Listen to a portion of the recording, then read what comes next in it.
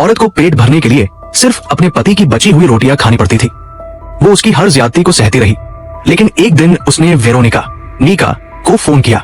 नीका ने उस औरत को ढूंढ निकाला, लेकिन जेनेट अभी भी अपने पति का बचाव कर रही थी। उसे लगता था कि बच्चा न पैदा कर पाने की वजह से ये सब उसकी गलती थी। नीका के बार बार पूछने पर उसने सच बताया। हर बार जब उसका गर्भपात होता, उसका पति किसी अनजान लड़की को अपना शिकार बना लेता। नीका चाहती थी कि वो अपने पति के खिलाफ शिकायत दर्ज करवाए, लेकिन जेनेट राजी नहीं थी, क्योंकि उसके पति को पूरे कस्बे में बहुत सम्मान मिलता था और बिना सबूत कोई भी उसकी बात पर यकीन नहीं करता।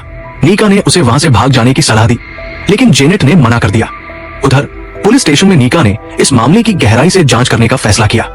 उसने अपने साथियों से उस आदमी का पूरा रिकॉर्ड निकालने को कहा। दूसरी तरफ जेनेट की बहन अचानक उसके घर आ गई। बहुत सालों बाद दोनों की मुलाकात हुई थी। उसकी बहन चाहती थी कि जेनेट उसके साथ चले और अपनी बीमार मां से मिले, लेकिन जेनेट ने मना कर दिया, क्योंकि वो अपने पति को अकेला नहीं छोड़ सकती थी। बहन को समझ नहीं आया कि जेनेट इतनी बदल क्यों गई है, क्यों उसने सालों से अपने घर वालों से कोई संपर्क नहीं रखा। उसने जेनेट से सच्चाई पूछनी चाहिए, लेकिन जेनेट कुछ नहीं बोली। रात को जब बहन जेनेट से विदा लेकर घर लौटने लगी, उसका पति उसे एयरपोर्ट छोड़ने की पेशकश करता है, लेकिन रास्ते में वो कार को एक सुनसान इलाके में रोक देता है। तभी बहन को खतरे का एहसास होता है और वो तुरंत कार का दरवाजा खोलकर भागने लगती है। अगली सुबह उसका पति घर आकर बौखलाया हुआ कुछ ढूंढने लगता है। आखिरकार उसे जेनेट के पास से एक हवाई जहाज का टिकट मिलता है। नीका दोबारा जेनेट से मिलने आती है। उसने बताया कि जिन लड़कियों को उसका पति अगवा करता था, उन्हें वो मार डालता था। अगर जेनेट ने उसके खिलाफ गवाही नहीं दी, तो वो और भी लोगों को मारता रहेगा।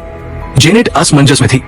इस बार उसके पति ने सिर्फ उसके बाल काटे थे, लेकिन अगली बार पता नहीं क्या करेगा। वो आखिरकार अपना नकली विग उतार देती है। अब उसके सामने एक बड़ा सवाल था, क्या वो अपने दरिंदे पति के खिलाफ खड़ी होगी या फिर चुप रहकर अपना दर्द सहती रहेगी।